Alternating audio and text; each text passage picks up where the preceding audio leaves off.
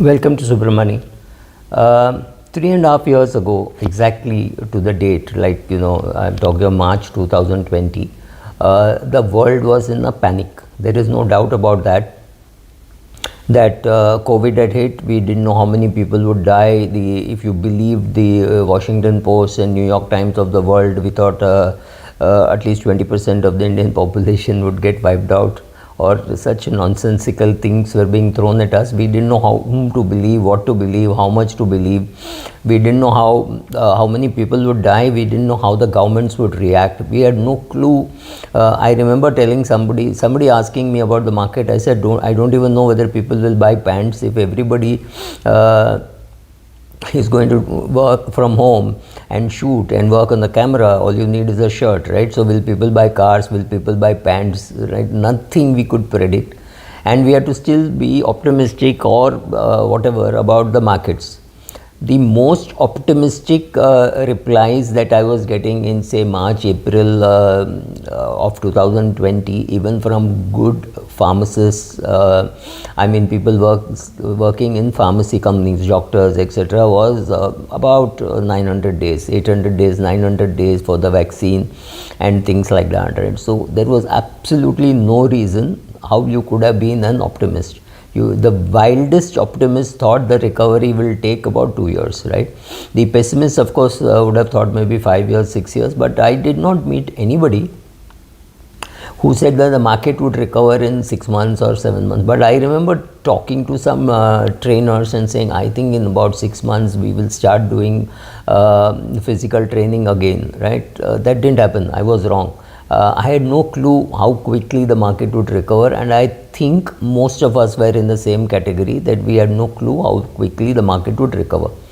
But experience told me one thing, that the human being as a species is very resilient. We will fight. We conquered the Spanish flu. We conquered World War I, World War II. We conquered Hiroshima, Nagasaki, all that which happened.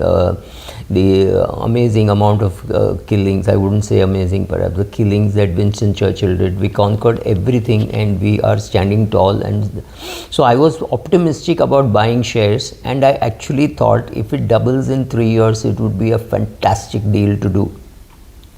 I had some cash from some sale done in January, February, don't even ask me why, but I had that money and I used it and I bought shares. I never thought it would recover so early, right?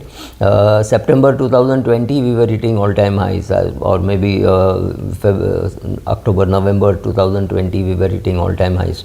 So the shares that I bought in March and perhaps in April of 2020, I had told myself that I'll sell it when it doubles, and I thought it will double in 3 years, maybe something doubled in 6 years, in 6 months.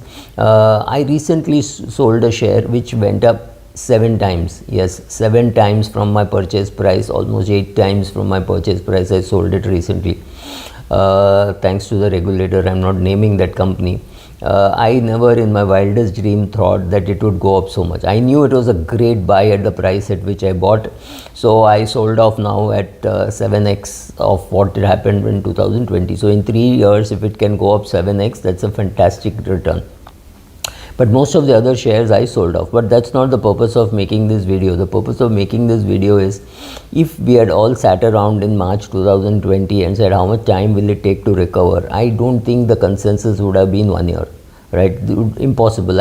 Some outliers would have just guessed and said, oh, 6 months mein recover hoga. No, didn't recover. The physical training did not happen for maybe 1.5 years. Even then people were reluctant. I was very reluctant to do online training. I found it too boring. But the recovery really took a very long time, much longer time, because people thought, oh, all training can happen online. Why should we do offline? Then a judicious mix started saying we can do part hybrid and part online, offline, right? So all those things happened. So many companies, many industries did not recover at all. I know many barber shops which had touch, which did not recover at all. Many barber shops closed down. Some new barber shops came up, right? So many of these industries were completely shaken. All those things happened, but the market recovered. And like I said, the best among us did not know that we would recover so quickly. Why am I saying all this? Is just to say, take any company which is insanely successful and look at how much you would have predicted a few years ago. How many of us 10 years ago would have predicted an Amazon of this size or a Netflix of this size? It is impossible. We could not even, it is far beyond our imagination. So giving you an example, when there was a ring in the Bombay Stock Exchange and people had to go into the ring to trade, a very good day would mean 250 crores of turnover. It was considered just fantastic, right? At that time, I met some technology people, and Citigroup had come to India. They wanted to meet us, so we met them. I think Morgan Stanley came, so we met Morgan Stanley, Citibank, somebody organized meeting, so we went. And I asked, how much can the turnover go up by when it is online trading? Online trading has just made its debut even in Nasdaq. It was not something unheard of, something really popular around the world. One of the greatest technology companies in the world in terms of trading is still the National Stock Exchange. So don't think that we are way behind. We are way ahead of the US and UK, which still has some physical trading. So that apart. So he said you could go to 25,000 crores. He said, how much is it now? I said 250 crores. He said it could go to 25,000 crores. We were stunned, but we knew one thing, that you never laugh at people who have come with some experience in other countries. So we had no clue what to look for and what would happen. And then, yes, SEBI happened, NSE happened, and then the turnover today is definitely far ahead of 25,000 crores. We had something called Badla. The foreigner did not understand Badla, so Badla went out, and we have F&O, and F&O today is perhaps 95% of the turnover. Are we talking of 25,000 crores? No, maybe we are talking of 100,000 crores. Are we talking of 150,000 crores? Today, the increase in volume has nothing to do with the size of the ring, right? So imagine if all these transactions had to go through the ring, physical delivery, it would never have grown this much, right?